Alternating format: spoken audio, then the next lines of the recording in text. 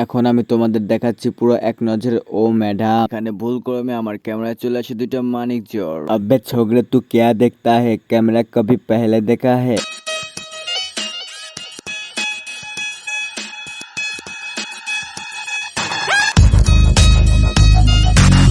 Hello everyone, কি অবস্থা সবাই, কেমন আছো সবাই? আশা করি সবাই অনেক ভালো আছো। আজকে চলে আসছি বাগেরহাটের ঐতিহ্যবাহী 60 গম্বুজ। আমার সাথে আছে আমার দুই কলেজের ফ্রেন্ড এবং ওরূপে ফেলে বয়। যাই হোক, আমরা কাউন্টার থেকে টিকিট কেটে নিয়ে আমরা ভিতরে ঢুকে পড়ছি। এখানে ঢোকার সাথে সাথে এখানে দেখতে পারতেছেন আপনারা একটা সাইনবোর্ড দেখতে পারবেন। সাইনবোর্ড পড়ার সময় এখানে ভুল ক্রমে আমার ক্যামেরায় চলে আসে দুইটা মানিক জোর।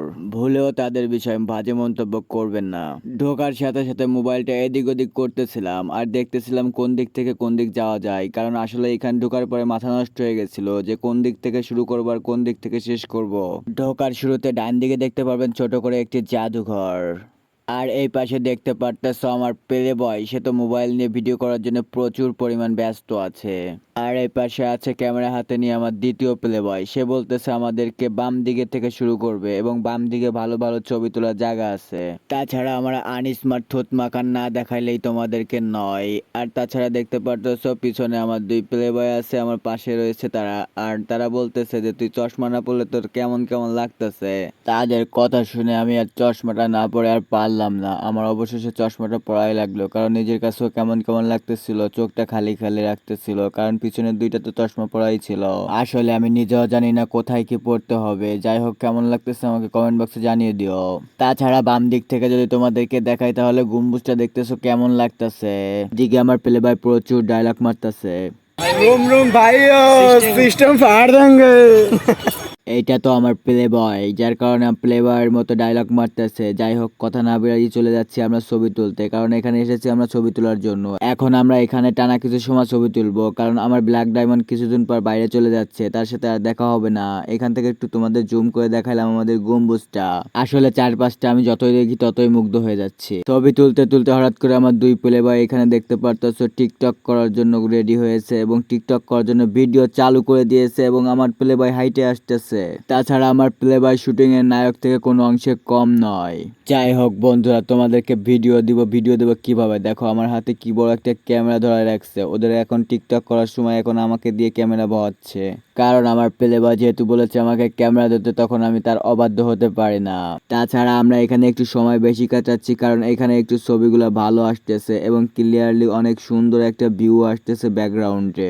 যাই হোক বন্ধুরা, আমাদেরকে এখান থেকে সামনে আগাইতে হবে, যার কারণে আজকে একটু মেঘলা মেঘলা ভাব আছে, কখন জানি বৃষ্টি না এসে পড়ে।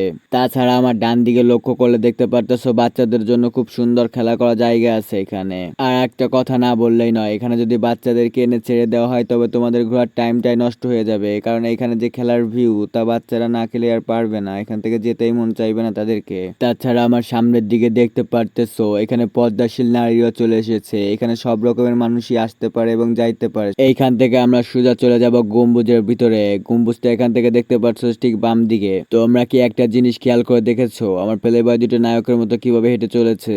আর এই দিকটাকে ডান দিক থেকে তোমাদের দেখানো হয়, ওখানে একটা র্যাবের গাড়ি দাঁড়িয়ে আছে। তাছাড়া এখানে তারা প্রচুর পরিমাণ নিরাপত্তা দিয়ে রাখছে। হাঁটতে হাঁটতে আমরা প্রায় গেটের দিকে চলে এসেছি। দেখতে পাচ্ছ গেটটা একেবারে এক চোখে কেমন লাগতেছে, একেবারে ওয়াও লাগতেছে, কিন্তু গেটের সামনে প্রচুর পরিমাণ ভিড় রয়েছে। এইখানে আমরা গেটের সামনে কিছু ছবি তুলবো, কিন্তু কোনোটাই ভেবে উঠতে পারতেছিলাম না। এখানে যার দিকে তাকাই না কেন প্রচুর পরিমাণ ক্যামেরা রয়েছে, এখানে প্রত্যেকের হাতে এক একটা করে দেখতে পারতেছো ক্যামেরা। বাট ক্যামেরার ভিতরে একটা ডিফারেন্স আছে, সবার হাতে আছে মোবাইলের ক্যামেরা, আমাদের আছে ডিএসএলআর। যাই হোক, ক্যামেরা তো ক্যামেরাই, তবে এখানে দেখতে পারতেছো প্রচুর মানুষ এখানে আড্ডা দিতেছে, এখানে বসে আড্ডা দিচ্ছে, তারপরে ছোট বাচ্চাদেরকে নিয়ে খেলাধুলা করতেছে। আর অন্য অন্য পার্ক অথবা অন্য অন্য যেখানে ঘুরতে যায় না কারণ এত সুন্দর পরিচ্ছন্নতা এখানে আমরা কখনো দেখি নাই। এইখানে যেমন সুন্দর ভিউ আর যেমন সুন্দর পরিষ্কার পরিচ্ছন্নতা, এখানে তোমরা আসলেই জাস্ট অবাক হয়ে যাবা। আর এখানে যদি সকালে আসো তাহলে সন্ধ্যার আগে তোমাদেরকে এখান থেকে বেরোইতেই মন চাইবে না আর বেরোইতেই পারবা না, মানে এত সুন্দর জায়গা এখানে। তবে এখানে আজকে একটু জোড়া জোড়ার তালিকা একটু বেশি আছে, মানে এখানে দেখতেছি একটু জোড়ায় জোড়ায় আসতেছে বেশি এবং জোড়ায় জোড়ায় বের হচ্ছে। আর আমার প্লে বয় দুটার মুভমেন্ট দেখলে তো আমি নিজেই হাসতে হাসতে শেষ হয়ে যাচ্ছি, কারণ তারা আছে ছবি তোলা নিয়ে ব্যস্ত।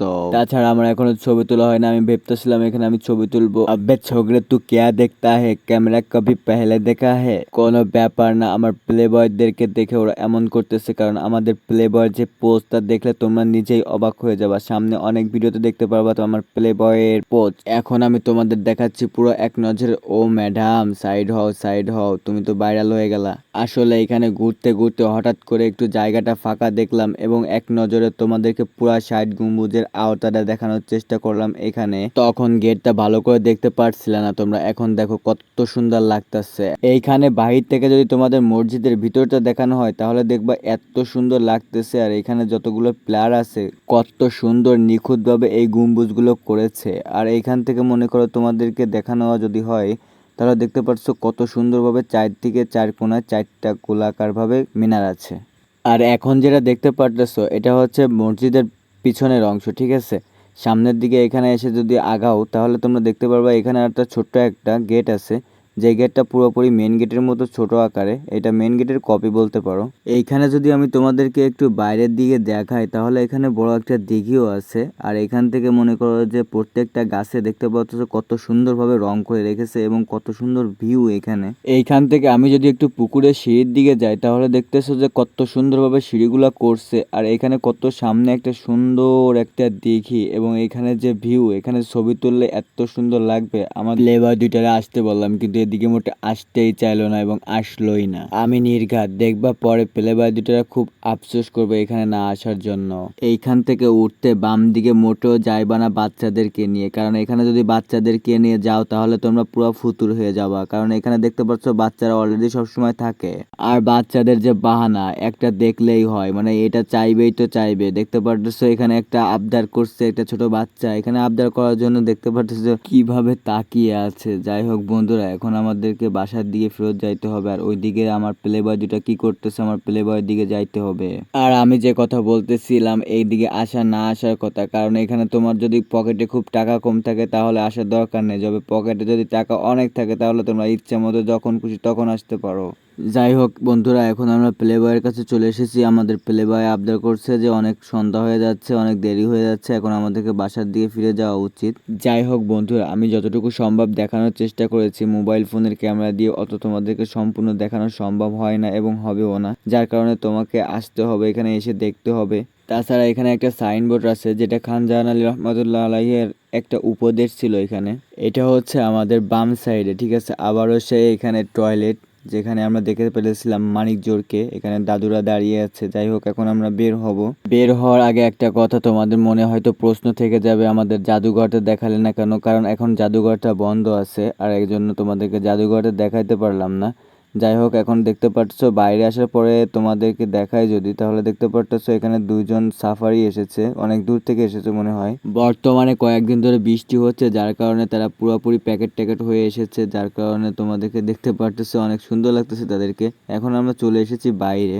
আর আমার প্লে বয় সাদা যেটা আছে ওইটা দেখতে পাচ্ছ প্রচুর গতিতে ছুটতেছে, কারণ ওর প্রচন্ড ক্ষুধা লাগছে। আর ব্ল্যাক প্লে বয়ের মাথায় তো হাতই উঠে গেছে। এখানে দেখতে পারতেছি আমরা একটা দোকান আছে কিন্তু প্রচন্ড পরিমাণ ভিড়, যার জন্য আমাদের রাস্তার ওই পার যেতে হলো। কিন্তু এই পার এসে যেটা হলো সেটা হচ্ছে এখানে হচ্ছে সবগুলোই ভাতের হোটেল। এখানে আমাদের প্লে বয়ের আবদার ছিল যে এখানে পিৎজা বার্গার এগুলো এভরিথিং, এগুলো কোয়ালিটি কিছু একটা খাবে, কিন্তু কোথাও কোন জায়গায় খুঁজে পাচ্ছিলাম না, কারণ এখানে প্রচুর পরিমাণ ভাতের হোটেল আছে। যাই হোক, দেখার মতো আর কিছু নাই। আজকের ভিডিওটি এই পর্যন্ত, সামনে আগামী ভিডিওর জন্য অপেক্ষা করো। আর ভিডিওটি ভালো লাগলে তোমার লাইক কমেন্ট শেয়ার করে রাখো, আমাকে স্মল থেকে বিগ হওয়ার জন্য উৎসাহ করো।